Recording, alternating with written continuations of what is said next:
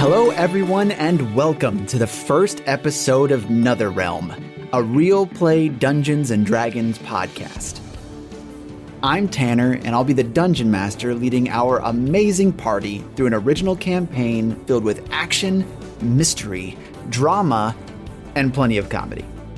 We'll be playing D&D 5th edition, but we prioritize story above all else. So if you are looking for an epic tale, you've come to the right place. Some of the content will not be for children, but if that doesn't bother you, then settle in and prepare yourself for the first ever Netherrealm campaign, The Neverthere.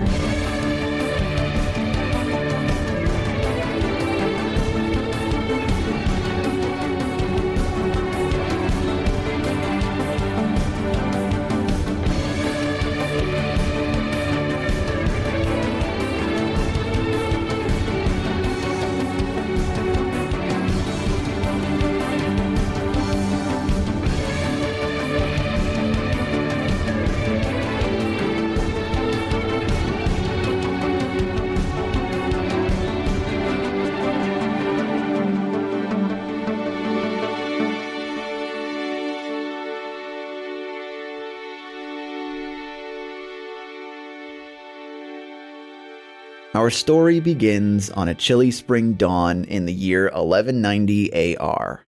The streets of Leyland, an old town on the eastern edge of Vitoria, are quiet. On the far side of town, an elven male in a burgundy cloak unlocks the front door of his business. As he groggily trudges to the large window at the back of the building, he takes a small sip from his steaming mug of tea. Across the nearby canyon, he can see the ruins of old Leyland. His eyes lazily trace the skyline of the dilapidated buildings before pausing on a small, glimmering light. It flickers for a moment, and then goes out. The elf looks for any signs of movement in the distant ruins before turning to sit at his desk and dipping his quill in ink. On a thick piece of parchment he writes, "Experienced adventurers needed for expedition to Leyland ruins. Handsome reward offered. Inquire at 12 Edge Street." It is a pretty relatively chilly, calm morning in the town of Leyland. Very few people have woken up and have started to open any shops or businesses. We got a little glimpse of someone doing something. Maybe that's important. But what we do see is a human male of imposing stature walking into town from the west. His cane clinks against the cobblestone street as the rising sun casts a long shadow behind him. Bruce, please describe Archibald Theodore Cromwell. Mr. Cromwell here enters the scene, roughly 6'2" in height, 210 pounds. He wears nice, fine, silken overcoat with slight silver pinstripes. On his neck, you can see the tattoo of a wolf's head.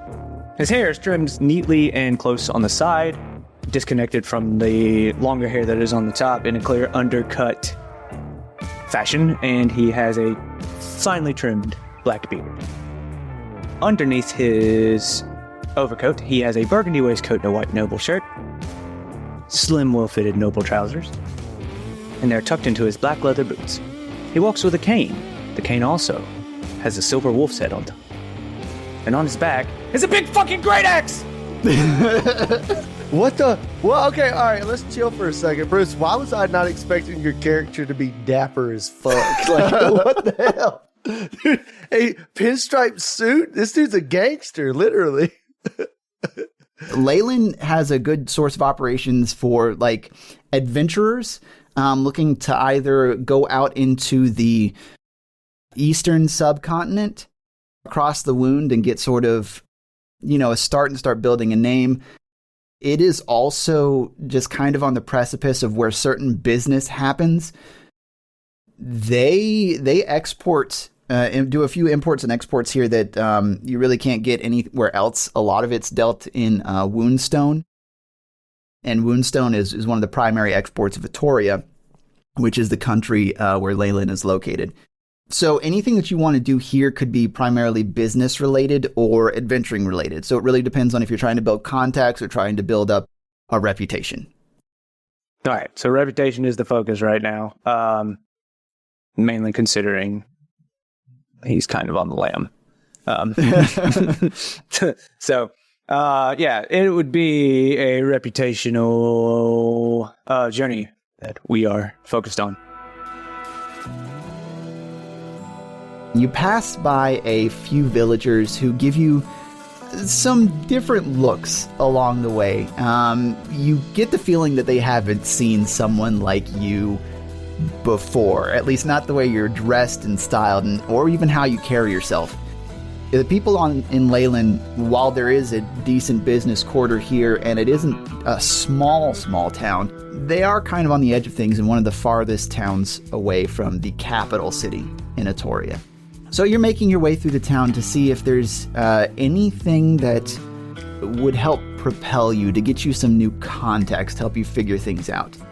As everything's waking up, you do notice in the center of town a bulletin board. It has certain things placed, but one note does catch your eye, and it says, "Experienced adventurers needed for expedition to Leyland Ruins. Handsome reward offered. Inquire at 12 Edge Street." Then you can see this letterhead at the top that says Outward Expeditions, which you do know is related, basically a subsidiary of the Adventurers Guild of Atoria. Yeah, I'm going to pick my fancy cane up. I'm going to tap that letter on the center of it, denoting that my character notices it. Okay. At that point, the bright rising sun would probably cause the shining of the multiple scars that are on my hands that are clearly worn, as well as the large scar that goes across from my character's right ear, crossing his nose, about halfway to the left, horizontally across his face. Because I forgot to mention that in the actual description. That's why this is being talked about right now. He's going to tap that twice and look around to see if he can find street signs in this bumbling city here. You do see street signs marked around. You're currently on Main Street, but you really don't have any indication of which way to go from here. There's no current cross street that you can find. The one thing about Leyland that you would know is that it is directly on the edge of the massive canyon that splits the continent. My character would think to himself, edge streets? That's probably where that's going to be. He's going to go look for an edge. Okay, so you head in a easterly direction down Main Street, and eventually, you start to see some of the cross streets, and you end up seeing Edge Street. You can see that if you take a left, the numbers counting upward, that you'll eventually make it to 12.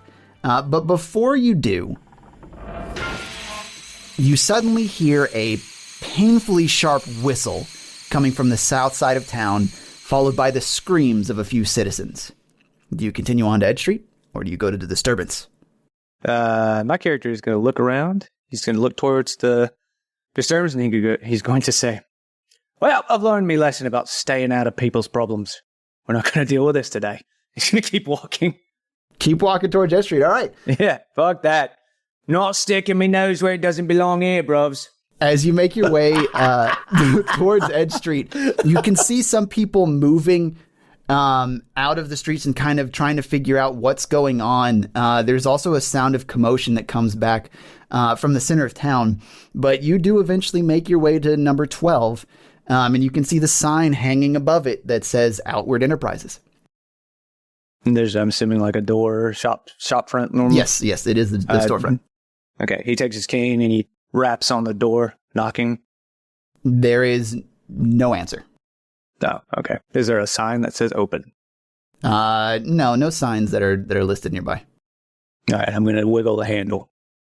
It is locked. Okay, then I'm just going to kind of lean against the shop with my back and observe the alley as I hear the commotion heading my way, I assume. I needed you to follow the commotion. Okay. So as you're sitting here waiting for some sort of answer, or for someone to come to the door at 12 Edge Street, you can hear some clamoring up the street from you. As you look down the street, you can see two guards just breaking down the street. I mean, running as fast as they can in their armor, swords at the ready. And as they make their way down, one of them looks at you and notices you standing there and nudges his friend or his co-guard and points you out. As soon as he nudges his friend, hey, fucking clanker's not doing all this today. I find an alleyway and I slip down it. As you just kind of stretch and then, make nonchalantly try move down the nearest alleyway between the businesses, you hear them shouting behind you, "Oh, get back here!" You start moving rather quickly, but trying to keep your noise down. You keep yourself low between these boxes and move behind the nearby businesses. Right now, you're between these buildings and the edge of the wound, which is the large canyon. As you can see it and look over it, it is so far down, a deadly drop were you to fall from here. And it cuts north, more in the direction of where the guards would have been coming from. And then it also cuts down south, which is where the commotion, there was the initial whistle that you heard, but now it sounds like the commotion has moved towards the center of town. So really the only options here are north and south, or to dive yourself into the wound to certain death. Well, you guys know what's happened before. No, I'm just kidding. My character jumps off the cliff. No, God damn it. No. And thus ends another round. Thank you, everybody, for listening. That was my first ever experience playing with Bruce, and he killed his character. I was like, no. Yeet my character off of a cliff. Okay, so you said the commotion came from the south, correct? Yeah, the whistle, the initial sharp trill whistle, which you can still kind of hear, but it is certainly decreasing in volume. But the whistle or the commotion at the center of town is definitely getting more commotion-y. He's going to kind of peek back down the alleyway. Does he see the guards coming his way? You can see them kind of searching between the boxes and stuff, thinking that you're somewhere in here. All right, then bruv, north, south, back down the alleyway to deal with the fucking clankers. Well, best the idea is to hide in plain sight. Let's go south. All right, he's head south. Starts shimmying his way south. So you make your way along between the edge of the wound and these buildings. You can kind of see that a lot of these, if you peek in the window, these buildings have emptied out. One of the buildings looks like it's a tavern of sorts. But as you continue going south, the whistling noise increases in volume. And you eventually hear what sounds like an older man pleading with someone. You can't really make out what he's saying from this distance or who he might be pleading to. But it seems like the whistling noise is coming from that same area. What the fuck have I walked into here? I'm just going to keep going. Okay. As you make your way forward, you can see a steeple with a shield on it rise above the other buildings. And so you now find yourself at the Church of Hrodrick, which you would know by the shield symbol. The sound seems to be emanating from the back of the church, and you can see plumes of smoke pouring out from behind it. The pleading that you heard a moment ago has stopped. People-wise, what's around me? Everyone seems to have abandoned this particular area. Really, the only commotion you can hear is coming from the center of town. I'm going to go find this old man. You make your way around the back of the church, and you can see where this smoke has been pouring from.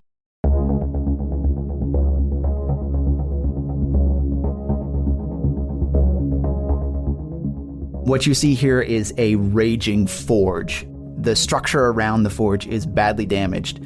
Even the rafters hang haphazardly from the ceiling. Amongst that smoke and wreckage, you can make out two figures.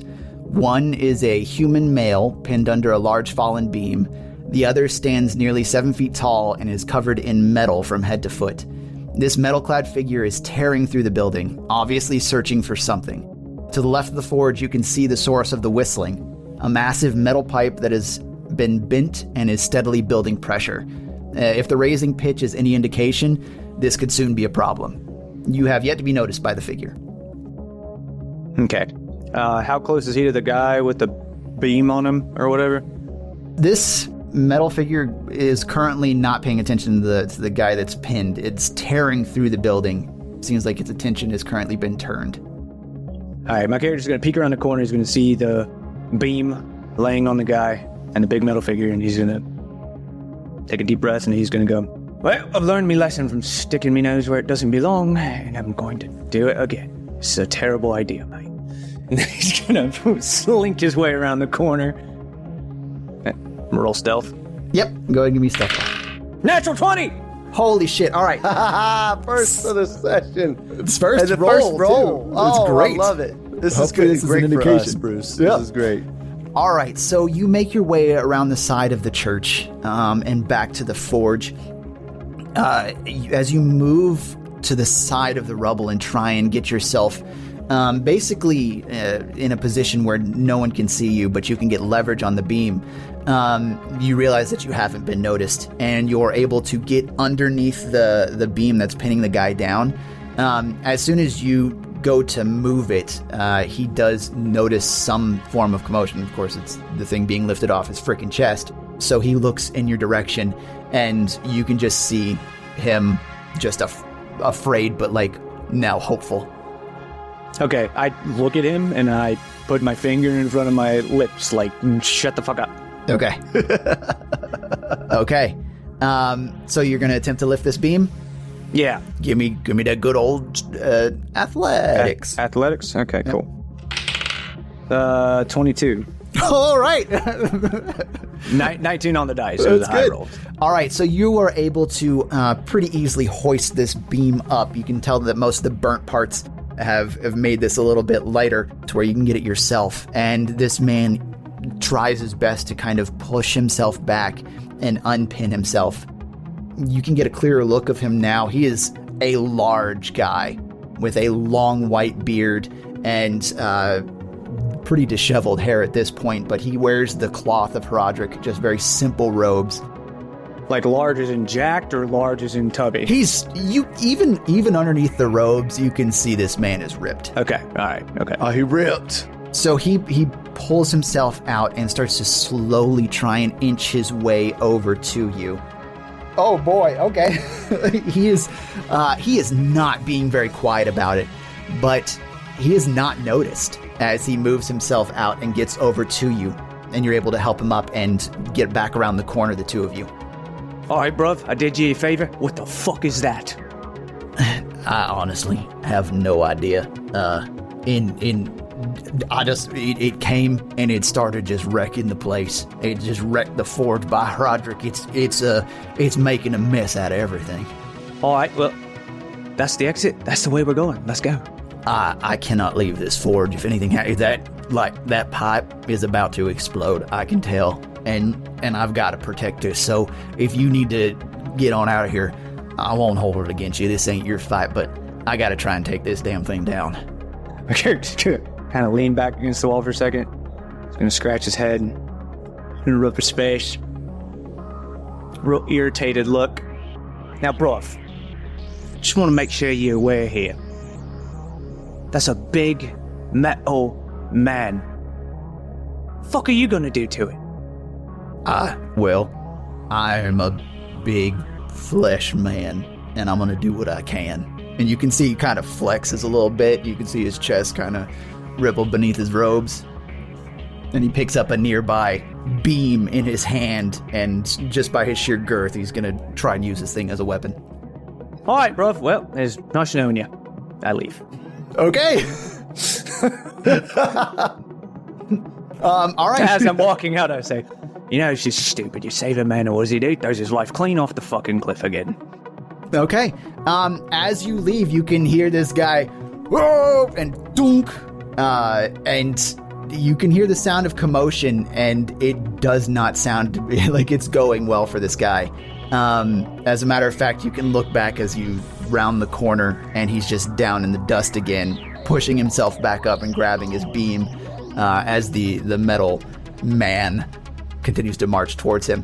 The direction that you are now going is about the center of town, where there does seem to be, that's where that large commotion is coming from. Gotcha. The guy does look back over to you and yells out, "I'll be in your debt, please." Okay, so my character, because his name has not been said yet, is going to take a very, very deep breath, Oh, I'm gonna regret this. I know I am. He lifts up the cane that he's using, and he slips it into a leather thong on his back to hold it, and he rolls his great axe off of his shoulders and turns around and he goes, all right, then let's kill the fucking thing. And he charges. All right, as you charge in, you can see this thing bringing back its fist to pound the priest on the ground, and you run up quickly enough to block him with your great axe. Go ahead and roll initiative. 17? Yeah, natural 1. Okay, cool. Yes, this is going so well. So you go up and you brace underneath this, and you're able to lift back and press him away with relative ease. But you do feel the strength behind this thing as it clangs against the metal of your axe. Oh, you're a hefty bastard, aren't you? It doesn't respond. I rage. Okay. All right, cool. Just so that's aware, get that out of the way. Yeah, I'm just gonna fucking thwack him with my axe, two-hand, great axe, thwacking. Hit me, noises. daddy. Oh my god. Okay, so 18 on the dice? No, 18 total. Sorry, 18. That hits. All right, cool. 16 damage. Damn, dude. Hell yeah. Yeah. God, All I right. love barbarians early.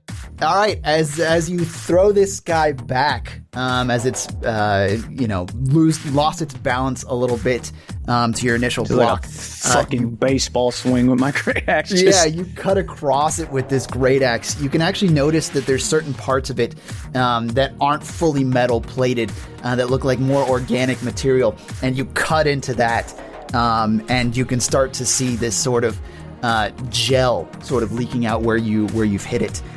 It is significantly damaged from your attack. Okay, so it's like a gel, or is it like? It is not blood. It's like Okay. this. It's like this viscous sort of. It's almost like this clear. My question is it affecting my weapon? That's what I'm worried about. No. Okay. It is All not. right, cool. Okay, cool. All right, continue on. All right, that's your turn. I am not worried about. Yeah, the man behind me is not a concern at this point. This thing in front of me is my sole concern. The man behind you does begin to stand up, and he readies his beam. But the machine in front of you rushes you and swings. Does a 16 hit? Yeah, that hits me. Okay. So it connects with its fists. That is 6 damage. Yeah, half damage, so it's 3. Yep. This is bludgeon. It's half Okay, damage. resistance yeah. is half. That's what I was looking at. Yeah. All right, so then it will swing its second fist at you. Okay. And that is a 10. It is going to whiff. Oh, okay. As you're able Oh, to I thought move. you said 10 Damn it, damage. I that was was like, Jesus Christ, Tanner. I haven't Toot it. It tries to And take a it swing misses at you, but only catches pinstriped coattails in its swing. Does it damage my pinstripe coattails? No, it was really cool Okay, looking. fine. It just kind of flowed over it. Okay, all right. We about to have a problem. All right, cool. Yeah, I mean, we're going right back into skibbity doo dah skibbity day, and I'm gonna baseball swing this thing's head into yesterday. Oh no, I'm not. 12. Okay, yep. You'll take a swing, and it will be able to move enough to where you just kind of skiff off the side of its armor. Okay. At this point, the priest does stand up and will rush with his makeshift weapon and try and make a swing. 4 on the dice. No matter what I add to that, ain't gonna happen. You see this beam is probably a little bit too unwieldy for him, so he misses the machine, which now brings us to the machine's turn. It's going to try and hit you with a fist again. 12. Nope, I won't hit. Okay. Second fist. 10. I'm not using No. that dice anymore. All right. No, keep using that dice. Back to my turn. So is it back to my turn? Yes, back to you. I'm gonna turn to the guy. Did you ever say his name? Nope. Okay. Hey, look, bruv. Pull the thing off me back here. You point to the cane? Yeah, pointing to the cane. Okay. He will notice that when he pulls it off, it will seem as if it is leveled and weighted correctly to be used as a mace. Oh, nice. Okay. Nice. He will do so on his turn. All right, cool. So yeah, I'm just gonna baseball swing at this fucking thing again. Go for it. No. Not hitting. Oh my Okay. God. All right. It's a 2 on the dice. The priest will come up. He will drop the beam with a thunk, and it will come up and grab the mace off your back. The cane Okay. mace, the case, the main The whoop-ass stick. whoop-ass stick. Nice. Okay, he will grab it, make a swing with the cane. Just one less than it needs to hit, so he will miss again. You do notice at this point that the whistling is getting louder. The priest's attention is very quickly drawn to the pipe that is just now busting out steam. You can see the pressure behind it sort of making it balloon a bit. I'm just going to shout, "Oi, brother, if you could do something about that pipe, you worry about that, I'll worry about this." He nods and prepares to do so. All right. The machine makes 2 swings at your face. Ooh, one of them will hit. That is 9 damage, halved. All right, that will end its turn. And it is, again, just strictly focused on you as the largest threat at the moment. You can still hear the commotion from the middle of town as well. Just a massive clamor. It certainly does at this point sound like combat. Okay, I'm going to thwacky McThwacker this thing again. All right, cool, there we go. Non-natural 20 on the dice. That'll hit it. Big damage. Yeah, it is big damage. It's 17. Holy shit. All right. I maxed. I got a 12 on the dice. That's why. That's big damage. fantastic. Okay. As you bring your axe down low to swing up at this thing, back to where you can tell is the soft spot where the gel is pouring out, you look up at this thing and finally kind of try and take it in and can tell that it has like this glow to its eyes and this mechanical face, this jaw and brow, everything made out of metal. Nothing about it looks human other than the form that it is trying to recreate. And then the lights in its eyes go dim. You bring the axe into it and you pull it back out, leaving this gash in its side as it falls down. Lights out, metal man.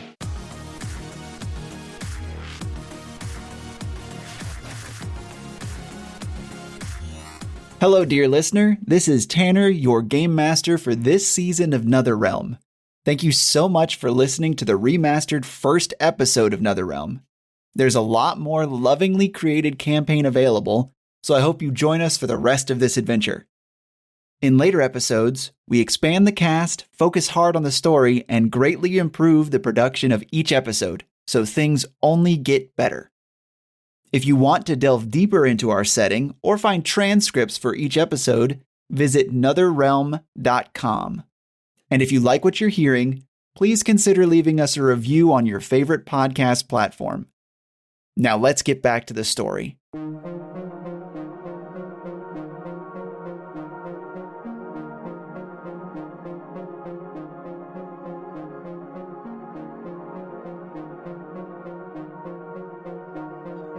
All right, I turn back to the priesty McClericy McGiant dude.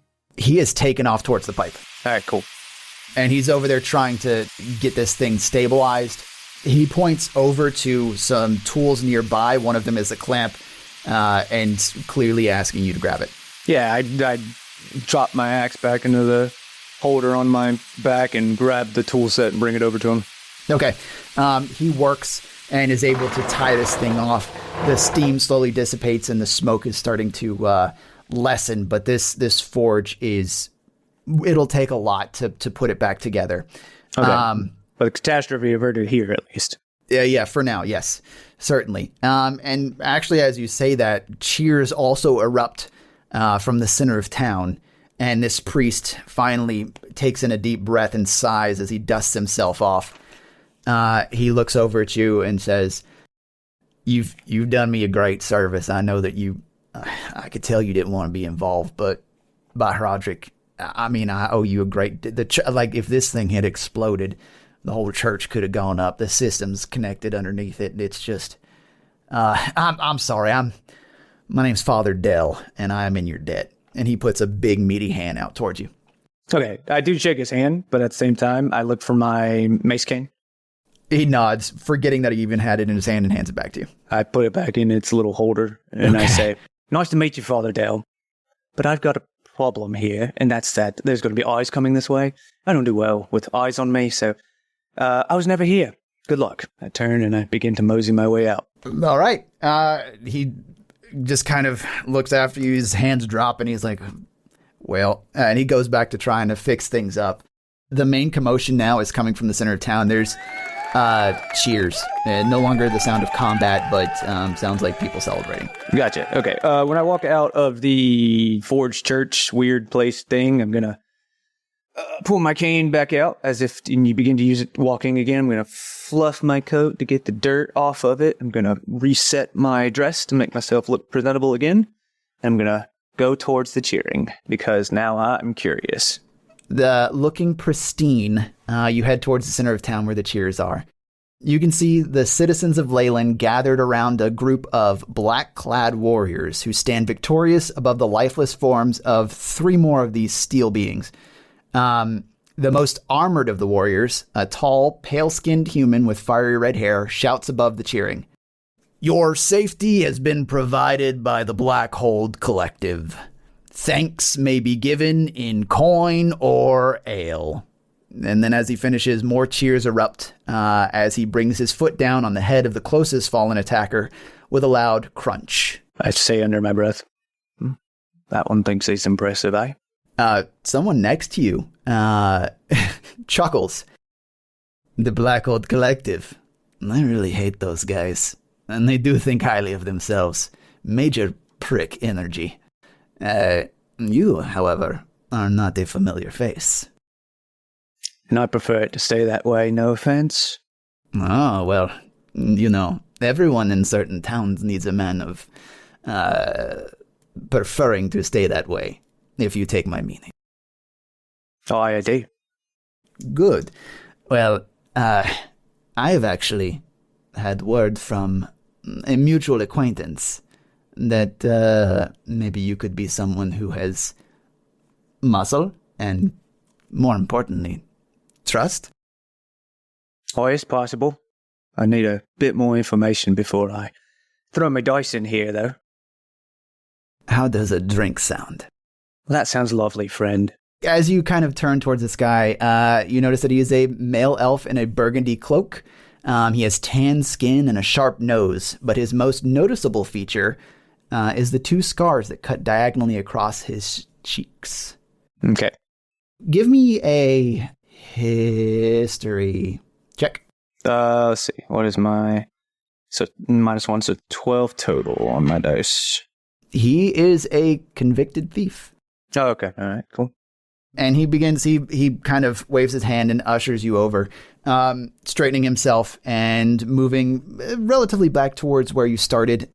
He brings you to the nearby tavern called The Edge, opens the door and ushers you inside. I follow. Okay. He goes up to the counter, orders a couple of drinks, and brings them back to the table, and sits down. And he says, "Listen, I know things, and I make sure that people that travel here can find good business. You look like I was going to say you look like the adventuring sort, but you look like someone who is currently adventuring away from where you typically stay." Well, you know what they say, mate. Birds of a feather. Drink together, and he offers you a beer. I will take it. Before sitting down, my character pulls his coat off of his shoulders, flaps it to get the rest of the dust off, folds it very neatly, and drapes it over the back of his chair. Okay. All right. As you settle in, this elf looks up at you. He says, well, in order to gain trust, I suppose you probably need my name. I am Baith Seshir. I run the local adventuring outfit here, known as Outward Enterprises. Can I tell you how I spelled that? Yeah, tell me how you spelled it. Baythesashir. Not the worst. Baetsae-shir. Nope. I'm going to leave it as Baith Seshir on my thing. I know how to say it. Yeah, phonetically. It's fine. Well, no offense, mate, but I'm not the best with names. If you don't mind, I'll just call you B. All right. I mean, Baith. Can't do Baith. It's like saying bath, but then like fucking it up. All right, that was a funny joke. I'll give you that one. Base it is, then. Excellent, thank you. And your name, sir? My name is Archibald Theodore Cromwell, but me bros call me Archie. That is difficult for me to pronounce. Can I just call you A? Sure. Shit, I was... Oh, I know what you thought was going to happen, but, you know. Right, yes. I will call you, if you prefer Archie, I do not mind saying Archie. All right, good then. We can agree on one thing, at least. I imagine we can agree on multiple things. Coin? Absolutely. Great. I know it is, word travels quick around town, and after the commotion, Father Dell sent me a message saying that someone helped him out. Reluctantly, but sometimes you need reluctance and a good head for specific tasks. Oh, I do agree. Being a little too zealous will have you marked, if you catch my drift. He traces his fingers across his face. I know. He'll knock back a bit of his beer and offer a toast to new acquaintances and potential lucrative business. Sounds nice to me, bruv. Click. All right, he'll knock it back and he'll down the whole beer. I set mine back down. Okay. Do you drink some of it, though? Yeah, but I don't. Okay. Don't just knock it all back. All right. He says, first off, we need to set a base level, right, of trust. So what exactly brings you into town? It's not so much what brought me into town as what sent me away from other towns. And what is this? People in metal may be looking for me, and I may not want them to find me, if you catch me drift. Well, you're more forthcoming than I was actually expecting. I guess I did not need the truth serum. Probably wouldn't have worked. I don't know. Did the beer taste funny? No. But I also saw the gentleman bring it out, and I know you didn't do anything to it. Unless he's in the cahoots, and if he's in the cahoots, I'm fucked anyway, so what's the point of resisting, really? That is one hell of an outlook. Okay, you know what? Screw the whole thing that I had planned. I think this is going to be great. Apologies, I'm a bit of a pragmatist. What can I say? You know what? I mean, that was 150 gold that I wasted, so, you know, fuck me, I guess. Okay, listen. So, you are running from the law? That's fine. Don't care. No, I hold on there. I said I was running from metal men. I never said I was running from the law. Like the metal men in town? You know of them already? No, I don't know. No, I don't know what the hell they're doing.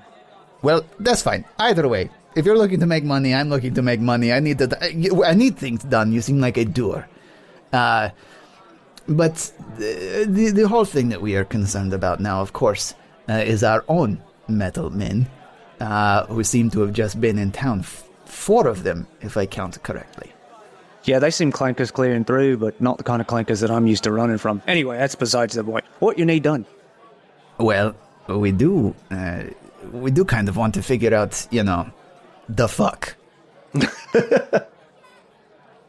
Well, I can tell you they got a weird viscous liquid that leaks out of them. Oh, yes, it is all over the center of town. Those guys that were there, the Black Old Collective, they are probably the worst of the worst corporatist sort of adventuring assholes, but, you know, they are effective in what they do, and they took care of those 3 in the middle of town, but it's like, you know, you took care of one on your own, no backup, which is pretty impressive. Father Dell said he didn't really do much, which is kind of sad. I mean, he is very big. Well, to be fair, bruv, the thing did ruffle me coat a bit. That is sad. You know, we actually have a very good place here that can do any work on your coat, make it good as new if there's anything wrong with it, or you can get a nice new one. It is a fantastic location. Let me give a second to myself to remember the name. Oh yes, it is Doting Doublets and Other Grateful Garments. That's a mouthful. Yes, but it is also kind of fun to say. You go ahead and try. I'm gonna be honest with you, brother. I don't even remember what you said. All right, that's fine. They got like tailcoats and shit. It's maybe your kind of stuff.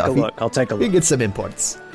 But those guys outside, that is the Onyx company of the Black Old Collective. Again, assholes. The main guy, Strickland, He comes by all the time and takes all the contracts, at least all the good ones, unless you're interested in rat catching or the occasional rabbit slaying. Alright, bruv. Pause for 1 second. Did you say rabbit slaying? Hey, you've never seen a rabbit? Well, they pay people for that here? I mean, we don't have, like, rat catchers, which is what would normally do that kind of vermin hunting. Oh. Well, they just had the prisoners do it where I'm from. That must be nice, but we don't really have prisoners here. We get, like, one drunk that we lock up every once in a while, or some people trying to cross the wound, and they just kind of wash up in places where they shouldn't, so it's a big to-do. I mean, it isn't really, like, it's like a handful of people every few years. This is a bit of a strange place you got here, mate.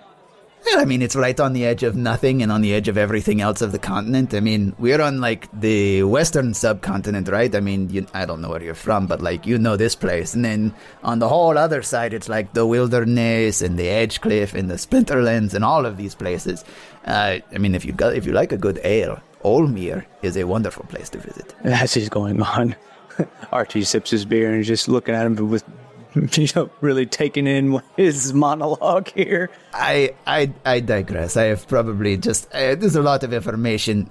We don't really get new people in town, which is sad, because I have a very, very good quest that I am willing to pay very well for.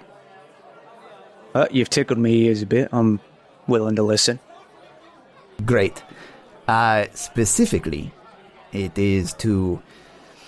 Well, I think first, if you don't mind, just sort of a trial in this whole sort of lucrative relationship that we could build. And I'll pay you for this, of course. We'd like to find out, I say we, I mean the town would, but I would also like to find out what is happening within the town. Like what these things are that attacked and where they came from, and if there is something that we need to do as far as, protecting our people. Because a few people got hurt. More buildings got hurt. No one died, but I mean, if it happens again, that could be very problematic. Well, that's fair, bruv, but I'm going to be honest with you. I'm not much of a finder. I'm a bit more of a breaker, if you catch my drift. Well, you see, that is the good thing. Because we need someone to break the things that did this, and all you have to do is follow the path of the wreckage, and if you're used to breaking things, you are used to seeing where things are broken, yes? That's a fair summation. I thought so too. I am willing to offer you 50 either to figure out what's going on in town and where these things came from. That's it, really. Well, that's a very generous offer, mate. Tell you what, you throw in a place where I can wash myself and maybe take a night's worth of sleep? I thought you were going to say take a shit, but yeah, that's fine. Maybe that too. Yeah, I would hope so. You must stay regular if you're going to adventure. Poop jokes, everyone. We're real fucking talented on this podcast here. We're in it. But yeah, you give me a place to stay for a night, let me wash myself. I'll be happy to take care of it for you. I can talk to the innkeep here, get you a bedroom upstairs, and see what we can do for that. Of course, I will pay for it. Sure, we can set all of that up. All right, then. This was very easy. No haggle, just straight to it. I love it. And he offers his hand. I shake it. He thinks for a moment about the information that he's gathered for this particular task. So far, the only things I've been able to find out is that, like I said, really no one was badly injured in the attack, and that only buildings were damaged. We don't know how they got into the town unnoticed, given how freaking large they are. It kind of seems like you'd instantly see them, and people would be like, hey, no, get away, call the guards, things like that. I could tell you how I'd do it. Yeah, how would you do it? Bring them in piece by piece, build them in the town, and set them free. Well, that would require someone who knows how to build them. You're assuming people in town don't? They may. But that is not a bad point. That is actually very good. However, there is also something that Father Dell was not telling us. Particularly why the massive commotion happened in the center of town and yet one went to him. I'm not quite sure either, but I'm sure I could go have a word with him.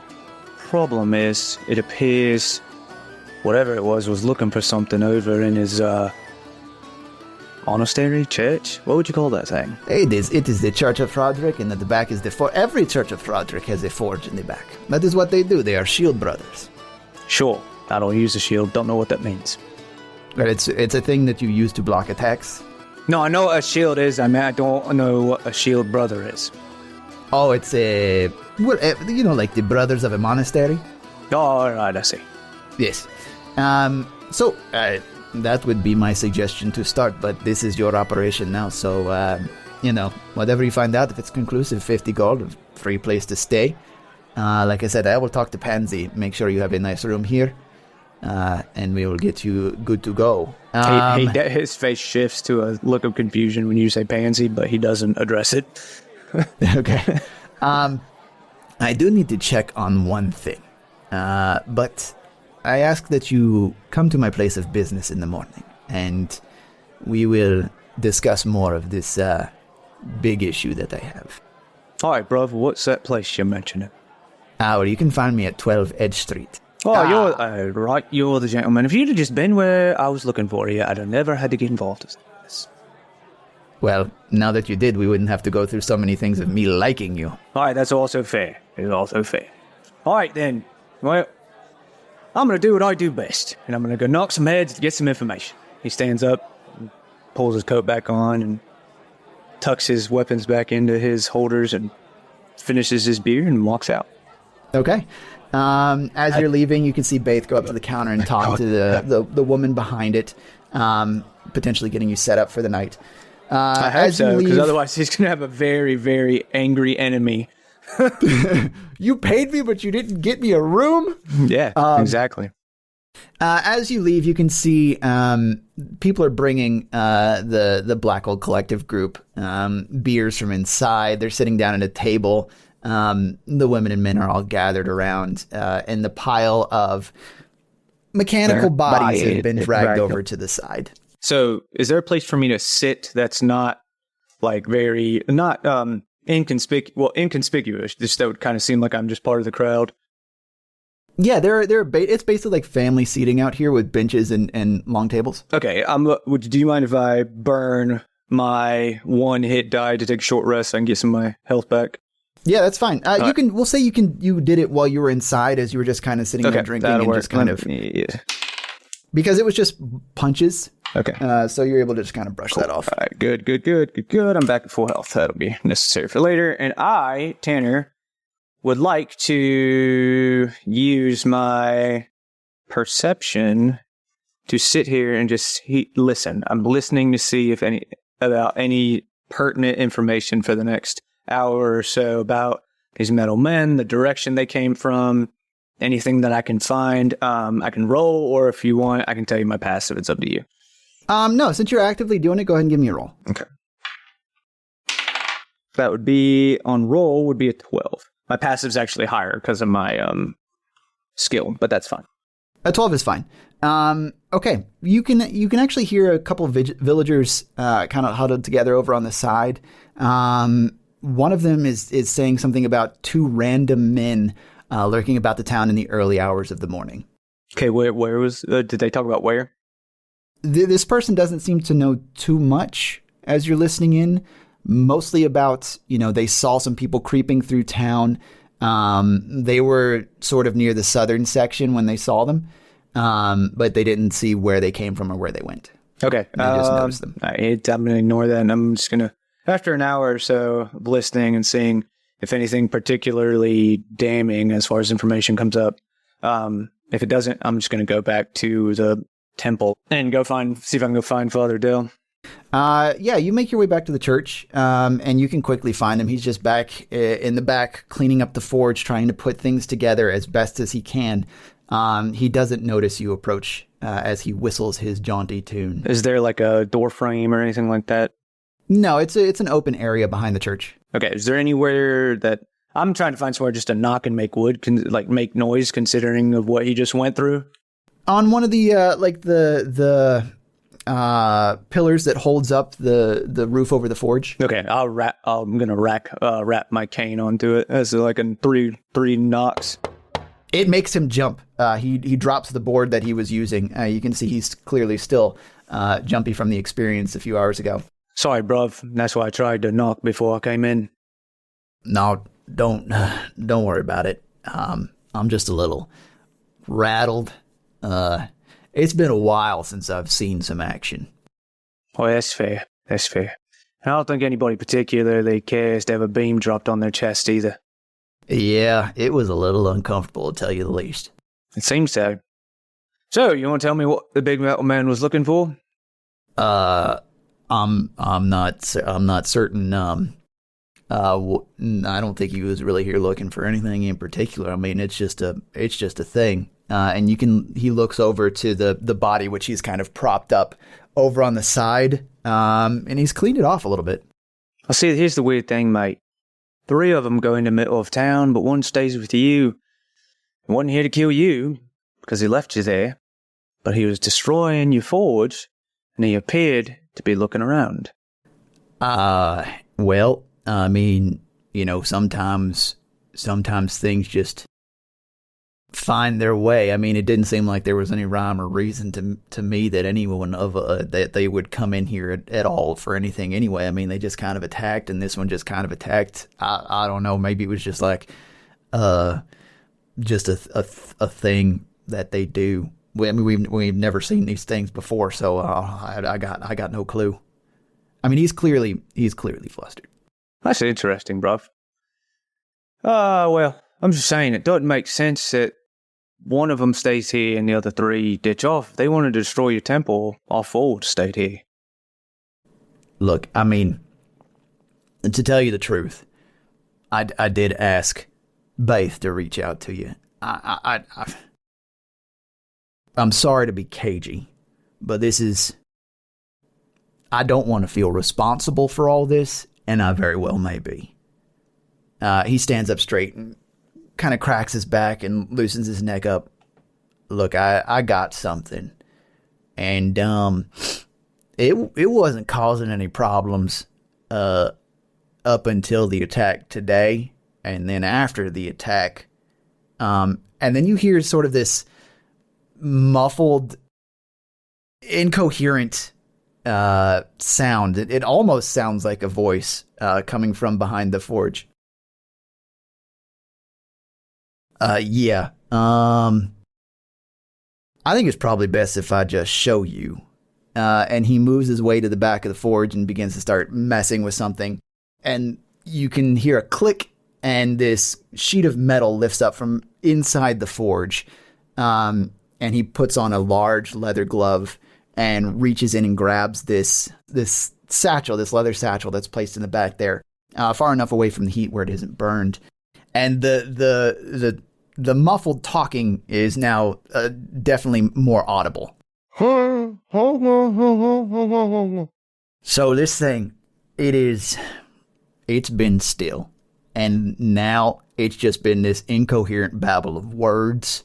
None of them make sense. It's just a stream of consonants and syllables. And, well, he opens the bag and he pulls out this metal head that looks very similar to the thing that you had defeated earlier. And it is just rambling random words. Orange, dog, hello, cat. It has been Red this since river. These things attacked her earlier. And Leyland. Here. He just hands you the head. August. I don't reach out for it. That's not a real month in this world. It's a name. Bruv, I don't mean to be the bearer of bad news here, but it 6. definitely sounds like you shot yourself in the foot. Wall. I was told to figure out a reason why I wasn't told to collect it, so I'm going to go find base. August. Water. Good luck with whatever the hell that thing is. I turn around and I leave. Wall. I begin to turn around to leave. Yeah, as you begin to turn, the speech patterns start to actually make sense. Hello. I hit it with my mace. No. Does he actually? I bink it, like not hard, but it's kind of like just like a little bink? Yeah, like, you know, like somebody will bonk you on the head with something light. Like, that's kind of what I do to it. Very gently with the mace, I just bonk. All right, as you dunk it, the speech becomes completely coherent. Hello, this unit is 6. That's new. Well, sometimes you just gotta smack something around, Fred. Thank you for hitting my reset button. What the hell's a reset button? I've got no clue. Sometimes if you hit 6 hard enough, he just gets reset. Well, that's probably not something you want to be canon. No, it's too late. I've already said it with my mouth. Committed. Okay. So what you see, by the way, just to give my head a description, because we didn't really get there. What you have in your hand? Are you holding Six's head? No, I have not touched this thing. Okay. Dale is still holding it. You see a very like a rusted gold head, and with I don't know if the lights would have been lit up before you hit it, but when you hit it, let's just say they weren't. When you hit it, the lights kind of come back to fruition, and there's a big neon blue eyes and a big 6 in his forehead. And it's just neon blue glow coming from the head. I should have went east. I don't know why the hell I went west. I fucking shouldn't have flipped that coin. From my perspective, you came to the perfect place.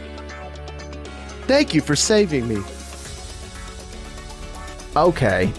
Dell turns your head 6 to his face. My name's Dell. You can call this unit 6. All right. That is, hi, 6. What are you? I... 6 has never been asked that question before. Okay. It seems I am made of metal and light. He's telling the truth, at least. Yep, not a false statement. Listen. And he looks back at you, Archie, which I don't think you've given him your name yet. I am not equipped for. I was looking at it and tinkering, figuring it. This was given to me. Is there like an area that looks like it can open up on his head? The only thing you really can kind of see that's a bit of a void is where his neck is. Did he turn me back to Archie? He will have turned you back. Yeah, you're facing. So there's nowhere like that looks like a panel or that could open or anything on the head? No. The only insertion point is that where the neck should be. I was definitely about to try to poke in his head with my thieves' tools. You reset me. You are my savior. Thank you. Archie blinks a couple times. Clearly, you are his. You heard him say it. It's like I can be like one of them assistance. bonds. Right, but you touched it last, so I'm at least the 6th version of this. He puts it to your chest and brings his hand back to where it physically touched you last. No take backs. I hacky sack it back to him so it hits him. Please do not kick. Owl, red, orange, green. Oh shit! I bonk him again. Thank you for resetting me. All right. Okay, bruv. All right. First and foremost, I don't know what the hell this is. Second of all, I don't want to be in tandem with anything that's blowing your village up here because I need to stay here. Right. I mean, okay. I would like to stay here too. It's very nice. Yeah. Okay. I'm gonna be square with you here. So I was looking at this thing. I like to tinker. My whole life is metal. Yeah, now I primarily mess with woundstone and make stuff out of that for the town. Woundstone, only found in this part of the earth. Oh, we think. But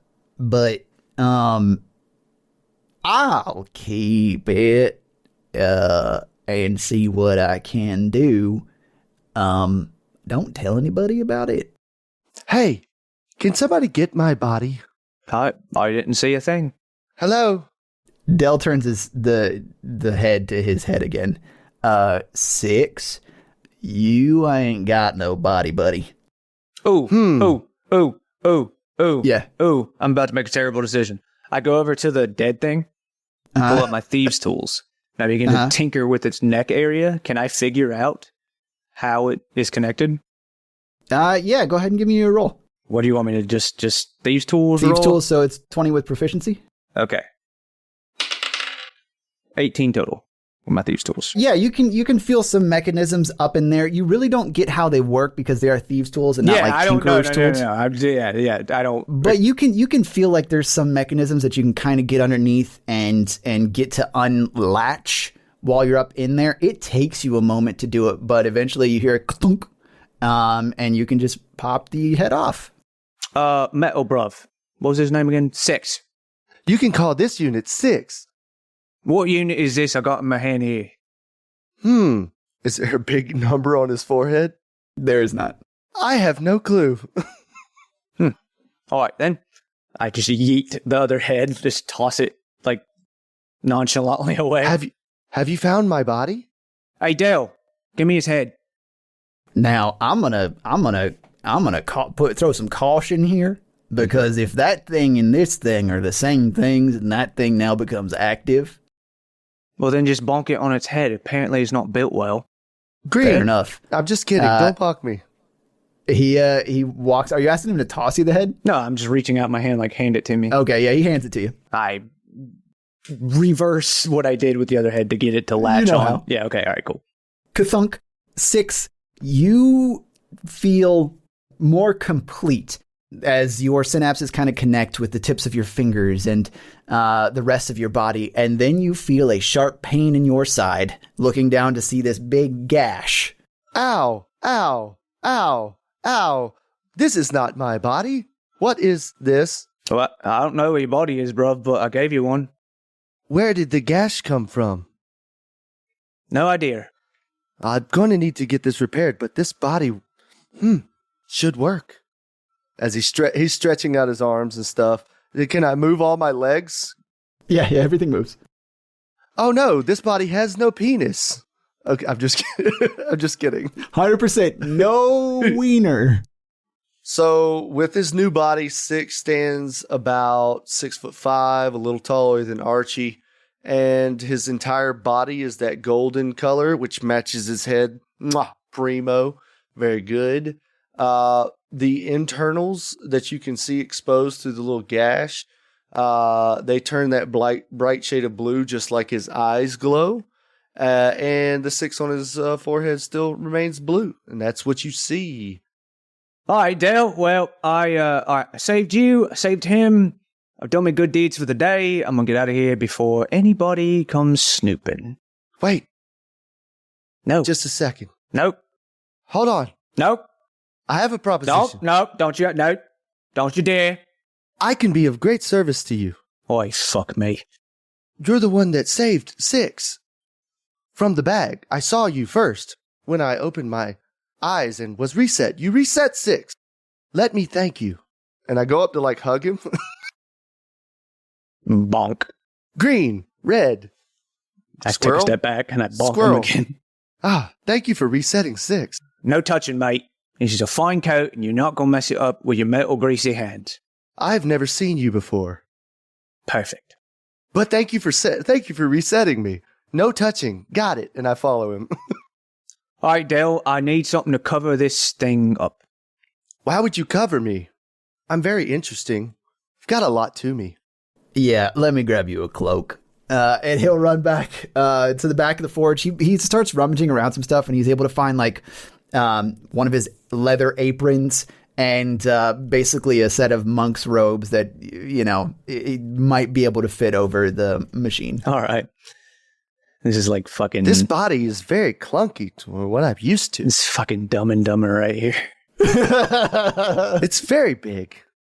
I'm doing my arms out and in, just moving around. Yeah, the 2 others try and get you in clothing as best they can while you wiggle about. So you're now wearing I can dance. Basically a burlap cloak and a leather apron. And the cloak has a hood. The coat has a hood. Coat has a hood? Okay. Very nice. Do I look good? Sure, mate. I see this is a win. However, if I mean, I am indebted to you, and now it seems doubly indebted to you because I sure the hell wasn't keeping that. So you ever need something from some woundstone or anything else forged, you let me know. I'm your man. All right, I got an idea for you then. That gash, can you fix that? I can certainly try. And he comes up and he pulls back the robe and he starts looking at it. Yeah, I think I could probably patch that up with something. I mean, the internals are definitely different, but they actually seem to be reconnected themselves somehow. I'll just put a metal plate over it. Hold on, Tanner. Can I do this as they say that? Can I just cast Cure Wounds on it? Yeah. No need. And I put my hand on the wound, and I'm gonna cast Cure Wounds, and just. Yeah, the basically the same blue glow that is emanating from his eyes starts to come out of his hand. You can kind of see between the knuckles, it emanates outwards. And then just the organic material that was gashed starts to fuse back together very slowly, and then it's fully healed. Archie's going to point at that with his cane, and he's going to go, now that's a handy trick. I look back at who I don't know your name yet, but I look back at who Bruce's character and say, I told you, 6 can be of great service. All right, 6, you're going to stay here for a moment. I'll be back in a jiff. Okay. Father Dell, show some patience. Wait, hold on. Sorry. Before you leave, I've given you my name. What is your name? You can call me Mr. Cromwell. Mr. Cromwell. Very nice to meet you.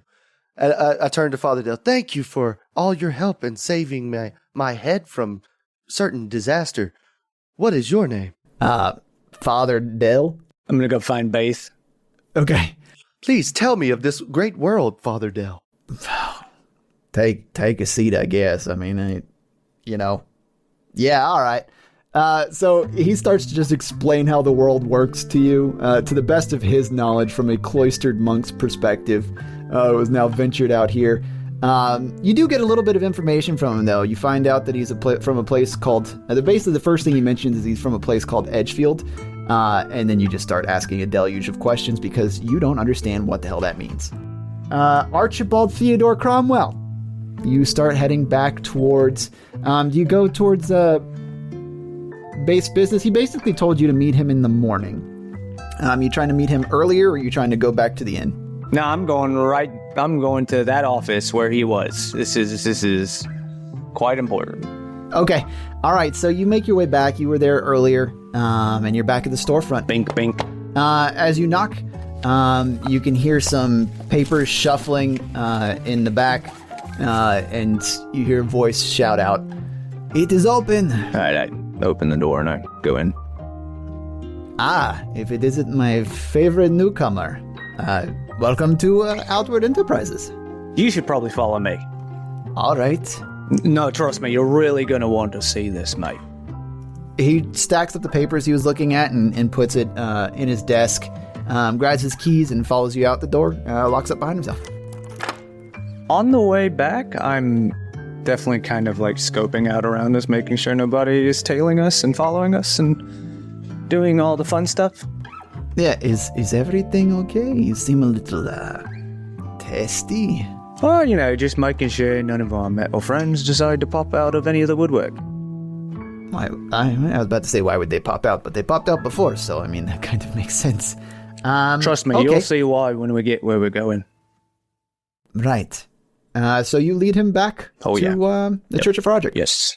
Edgefield, that's an interesting sounding place. After all this that you've told me, Father Dell, I'd like to visit there one day. All right, Baith, meet 6. Why is this thing standing here? Inquiry, what's on your face? Again, why is this thing standing here and talking? Significant marks on your Father face. Dell, would you like to explain? And why is it so rude? This unit's named 6. This thing seems fine, if not inquisical. We've been having a nice conversation. I haven't talked to someone about my past in a while. Archie furrows his brow at inquisical. Yes, Edgefield seems like a wonderful place. Baith looks over the situation.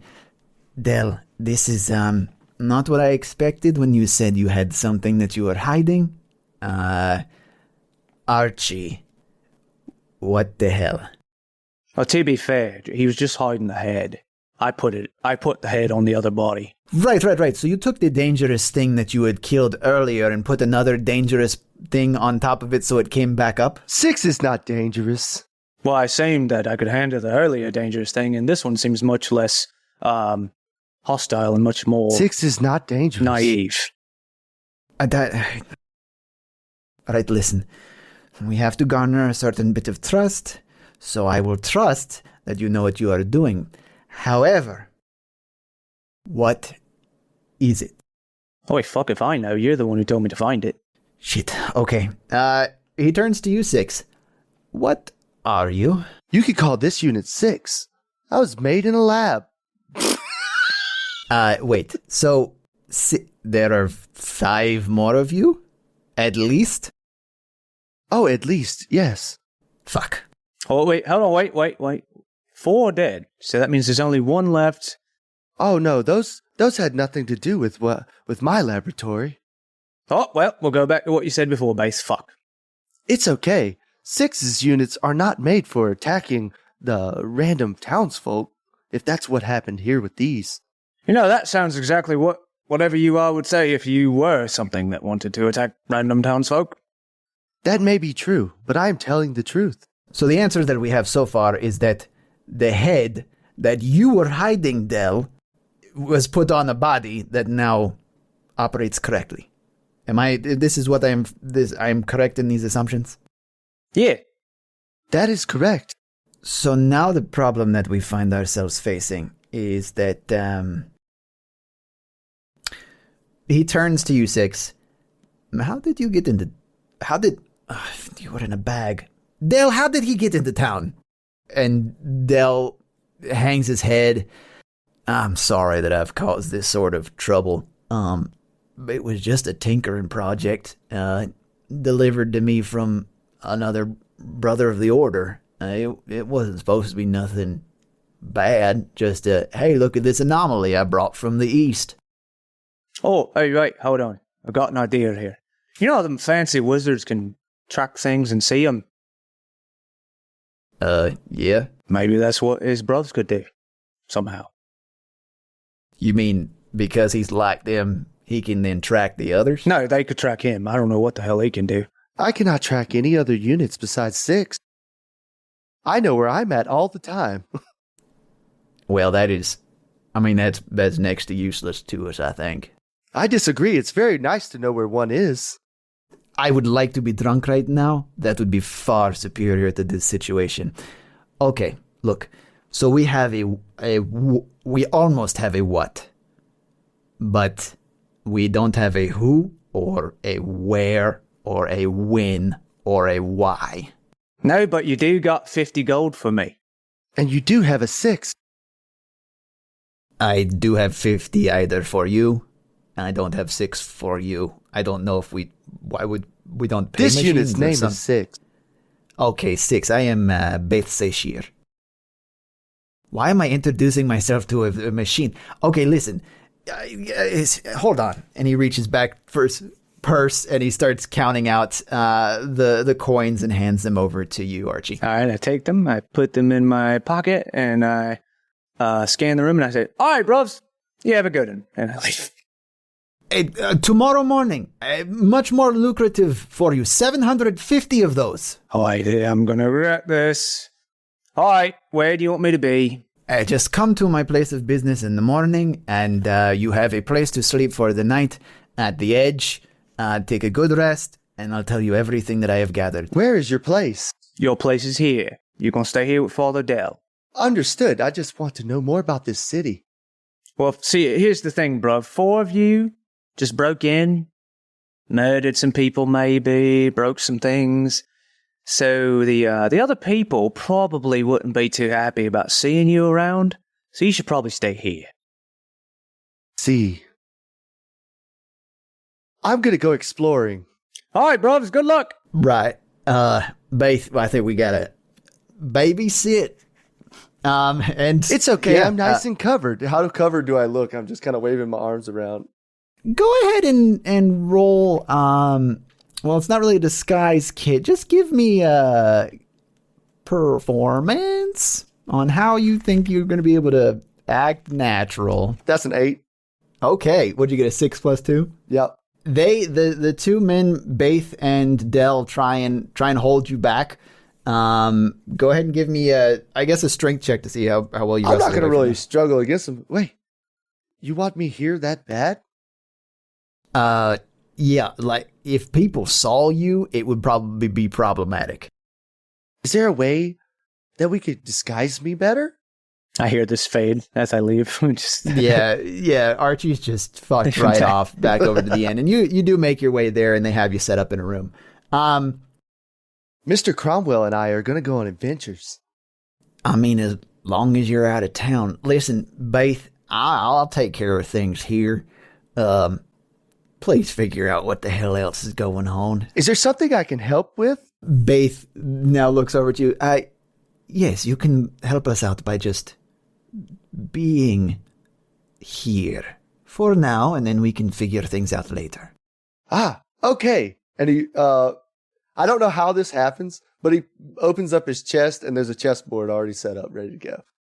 He manifested it inside of the body that was already there. It doesn't matter. He did it. That should be kind of fucked up, right? And Dell looks over. Yeah, should be. Who's down for a game? Been a while since I played chess. Dell sits down with you and helps you set up the internal chessboard. And Baith then leaves. All units come standard with a chessboard.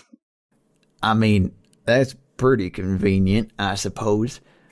Hey, listen, I think we're going to probably be here for a while people figure some stuff out. I'm happy to answer any more questions for you if you got them. Sure, over the games of chess. By my calculations, we have enough time for 87 games. Well, it depends on how quickly you play. Do you sleep? En passant. And he starts playing. Do you have any questions for him? Did you just say a chess word that you knew? Yeah. En passant, yes. Yeah. Okay, all right. Tanner, fun, for my sake, what is an en passant? It's a chess move. You did it. Good job. I did it. Thanks. It's the thing you do with pawns and capturing. Sure. Come out when you get them to the other side and you change them. Yeah, no, so what happens is if you get a pawn on oh my god, file, no one cares. and then another pawn on the next file, and you move that pawn beside that pawn. No, it's a meme. It's a meme. Just saying en passant's a meme. It's a chess meme. It's an actual move. It's a real I know thing. it's an actual move. It's an actual move, but it's a meme. I'm gonna castle my king. Yeah, you can do that. That's also a pawn move. Now would be a good time to ask any questions of Dell that you might want to know about the town, the world, anything like that. You got a few that we can throw in there for a little bit of world building? Dell, who's my dad? Well, I don't know that. The only thing that I know is who brought you here, a guy by the name of Brother Gansel. Brother Gansel. Maybe you can find him and trace that down. Do you know where Brother Gansel hails from? I know that he came from the east, crossed the wound. I think he headed west. Oh shit! I love how a monk just came over here and was fucking here you go, Father Dale. Here's a fucking mechanical head. I'm gonna get out of here now. All right, bye. What the perfect story set up, baby? What the fuck? Hey, I love probably it. got a reason for it. We just don't know it yet. Brother Gansel, he's a member of the Church of Roderick. He's typically, worshiping, but he was making his way doing what's that thing when you travel, and you for religious reasons? Missionary. No, that's a sex position. I'm sorry. Please disregard that. No, it's when you go, you're Oh, mate, it's a pilgrimage. Oh, thank you. It's a pilgrimage. Yeah, he was apparently on a pilgrimage, and the house is always open to those who who shield each other's back for Roderick. So he stayed here, and your head is what he gave me as thanks. That's not a lot to go on. No, it certainly isn't. But honestly, most of us don't have a lot to go on when it comes to our parents. What is west of here? Well, the rest of the country, and then the ocean. You don't know anything, do you? Every time I get reset, I lose more of my memory. We got to figure a way around that. And so he actually starts tinkering with something, and makes like your back of your head is a little like exposed for the organic stuff. Some of the materials and wires and things like that. So he facets a bit of a plate to put on the back of your head. Okay. At this point, Six says, "Wow, you're really good at this. Do you think you could make this for me?" And he draws something in the dirt. He draws something in the dirt, and no, it's not. Oh, okay. No, it's not. Cool. He draws something in the dirt. Tanner, we've talked about what this is, but it is a mask, and it has something specific on it. I don't want to spoil the surprise yet. Yeah, so as you draw that out, it's like a perfect schematic of what you want. Oh yeah, for sure. Yeah, and when you're doing it, it sounds like, you remember old printers? Yeah. Yeah. That's exactly what it sounds like. Yeah, I think I can probably do that. So he takes the next couple of hours to fashion this, and periodically, while things are cooling or he's quenching things, he'll come back and continue playing chess with you. But eventually he puts together this mask with this back bit of leather that would cover up the sides of your face. And right on the front, per your schematics, is this big metal mustache. So my face looks exactly like Guy Fawkes. Pretty much. That's fantastic. It's a Guy Fawkes mask. That's what it is. Just use your imagination. Everybody knows what that looks like. That's what's on my face now. That's awesome. Now, I don't think this is going to make you inconspicuous in the least. I mean, I'm not skilled enough to make it like, humanoid, but maybe it'll keep people from giving you too many second looks. Exactly. Can we cover these? I hold up my phalanges. Oh, well, yeah. He goes and he rummages through his stuff and he pulls out some basically forging gloves, big leather gloves. Sweet. Put them on. Okay, so now you're wearing the robes of the Church of Roderick, leather apron on your front, and leather forge gloves, and you have this mask that's not really intricate, but it's really well made. I stand with my hands on my hips and back at Father Dell during our game of chess. Say, how do I look? Interesting. Would you think I was a robot? I can't say. If I'm going to be honest with you, there's these traveling circuses that come through town, and you would not be out of place with that group of people. Close enough. You know what a circus is. That's fact. I'm so glad I didn't have to explain that. I have no clue what you're talking about. Shit. Okay. I'm sorry. Is there anything else that you want to know from Father Dell while you're here? One last question, Father Dell. Yeah. Have you ever heard of a lab that produces my kind? Through my travels as a head, I've kind of forgotten. Or maybe I never knew. I don't know. Not particularly. I'm sorry, Six. That's okay. I gotta find this brother Gansel. Yeah. Dwarf, if that helps. Oh, that is good information. Yeah, I mean, that's really all. I need to take stock of people's looks. I've never had to explain how someone looks to someone else so they can hunt them down and be like, "Are you my daddy?" But here we are, I guess. Let's maybe go back to the game. You guys play a few more rounds of chess, But in the next game, as the sun is setting and as the heat from the forge is kind of dissipating and it's starting to get a bit cooler out, Father Dell begins to nod off and eventually falls asleep. Thank you for the games, Father Dell. And I stand up and time to roam, baby. Gonna go see the sights. As you're exploring, it is darker. You know, everything, the sun has set, and the street lamps don't light up things too much. You can see a few people wandering around as they close up shop, but a lot of commotion as you're exploring is coming from the nearby tavern. You can see a sign from the distance, and it says, The Edge. Archie's in his room, and he has a weird chill run down his spine. Okay. Feel like something real bad's about to happen. Are you got everything on, the mask and everything? Oh yeah. I know the situation. He's pretty for an inquisitive fucker. He's not stupid. He knows that. Okay, he understands the situation. He doesn't want to be seen as a robot that's going to hurt people. So he's going to try to hide his identity and be as human-like as he possibly can. Okay. Do you just wait outside the edge, or do you go inside? I guess I will go into the edge. All right. As you notice the commotion inside the edge, your curiosity gets the best of you. This is your first door. How do you open the door? He rips it clean off the fucking hinges. I guess it is probably my first door, isn't it? Yeah. Okay. I feel like I would be smart enough to know how a door's supposed to work.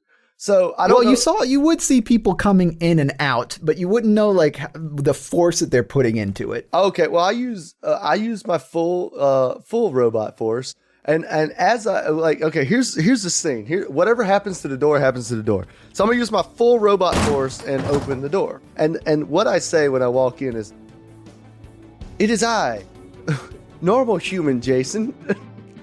How are you people?"